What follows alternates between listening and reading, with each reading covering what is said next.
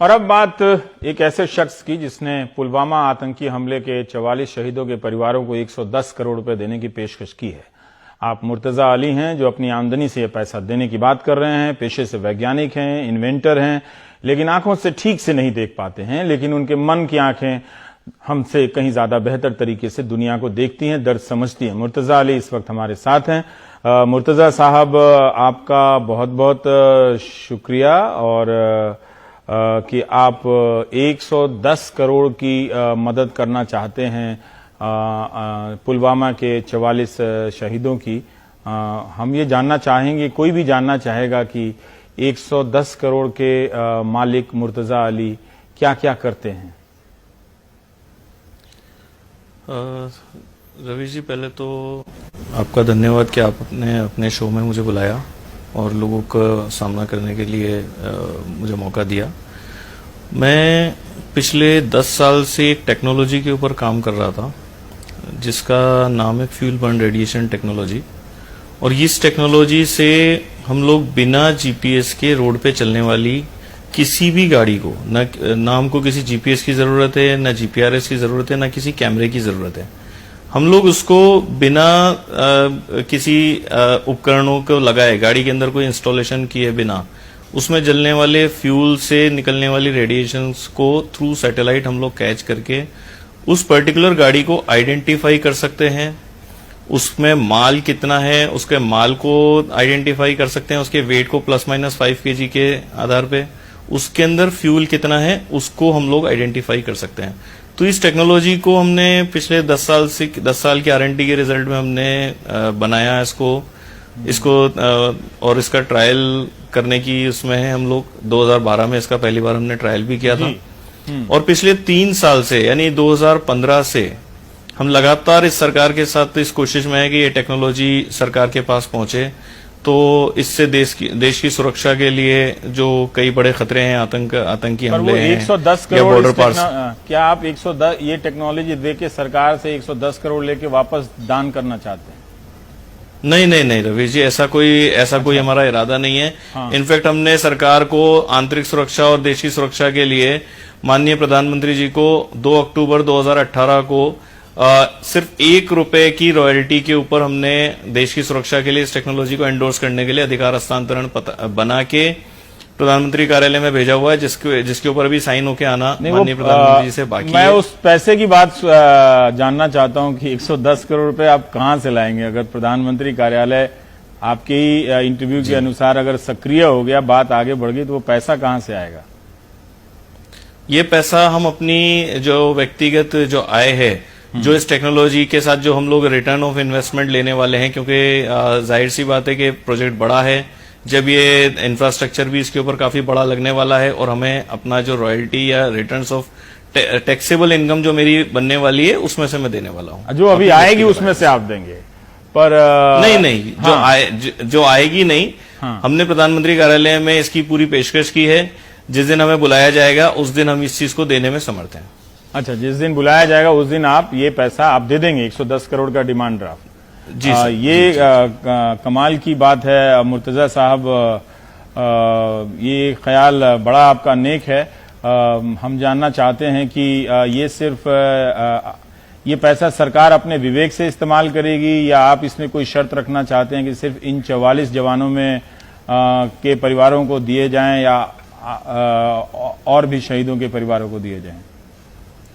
देखिए, इसमें सरकार अपने स्वविवेक से कार्य करेगी, लेकिन हमारी इच्छा है कि इससे ऐसा कुछ हो जिससे ऐसे लोगों को मदद मिले जहां अभी तक मदद नहीं पहुंच पाती है। जाहिर सी बात है, सीआरपीएफ के जवानों के लिए जो ये 44 जवान शहीद हुए, इनके परिवारों को मदद पहुंचे, क्योंकि जैसा हमें पता लगा इसके लिए कोई पेंशन की भी कोई योजना नहीं है। मैंने आप ही के शो से पता चला कि सीआरपीएफ या अर्धसैनिक बलों के लिए किसी तरह की पेंशन की भी स्कीम नहीं है। तो कोशिश ये रहनी चाहिए सरकार की तरफ से भी कि स्वविवेक से इसका सही इस्तेमाल हो पैसे का। और आप थोड़ा आपसे जानना चाहते हैं कि जिस तरह से लोगों में ये जागरूकता आई है मदद करने की, आपकी अपनी यात्रा कैसी रही कोटा से मुंबई तक आने में? देखिए रवीश जी, किसी भी चीज के लिए जब कोई एक मकसद होता है, 2008 में मैंने कोटा शहर छोड़ा था।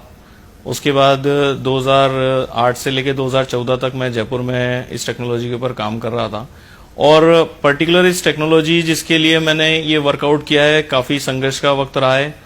इनफैक्ट 2015 में जब मैं मुंबई आया था तब मेरे हाथ खाली थे, और जब मैं इस टेक्नोलॉजी की बात सरकार के साथ या किसी भी बड़ी कंपनी के साथ मैंने बात करी तो इसका काफी मजाक भी बना है। और लोगों ने आज भी लोगों के विश्वास से परे है, लेकिन हमने बार बार सरकार को भी एक ही चीज का निवेदन किया है कि आप हमें एक मौका दें तो हम इसको जो है वो लोगों के सामने लाना चाहते हैं।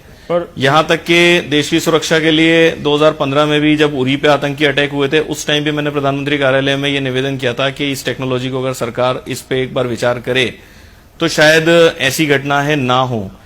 क्योंकि जिस टेक्नोलॉजी पे हम बात करें, गाड़ी जिस तरीके से आइडेंटिफाई होती है, तो जो विस्फोटक गाड़ी के अंदर जिस तरह से अभी पुलवामा में हुआ कि गाड़ी को डैश किया गया, तो ऐसी घटनाएं नहीं होती क्योंकि वो गाड़ी समय रहते पहचान ली जाती है। ये टेक्नोलॉजी सरकार काम में ले। पर मुर्तजा साहब देखिए, कई लोग कह सकते हैं, सवाल पूछना बड़ा मुश्किल काम होता है कि अभी आपके पास ये जो कई बार 110 करोड़ सुन के लोग कई तरह की बातें सोचते हैं, क्या वो पैसा अभी आपके पास है? वो पैसा है तो वो किस तरह का पैसा है? इस तरह की बातें लोग सोचते हैं कि प्रचार पाने से ज्यादा और क्या मकसद है? उस पैसे का स्रोत पूछते हैं लोग, सोर्स पूछते हैं।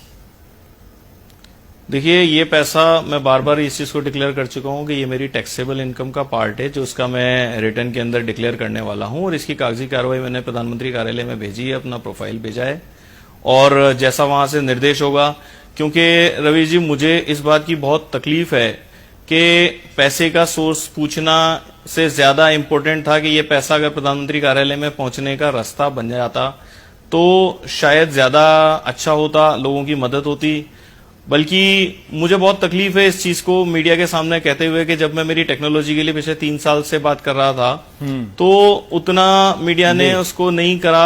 और आज मैं आज ये पैसे का प्रचार पाने का एक माध्यम अगर आप बोले तो मैंने मेरे और मेरे परिवार को असुरक्षित डिक्लेयर, मतलब मैं ब्लाइंड हूं, मैं आपको नहीं देख सकता हूं, मैं आपकी टीवी स्क्रीन नहीं देख सकता हूं। और इस चीज को मीडिया ने जिस तरह से पिछले 2 दिन में सोशल मीडिया ने जिस तरह से प्रचार किया।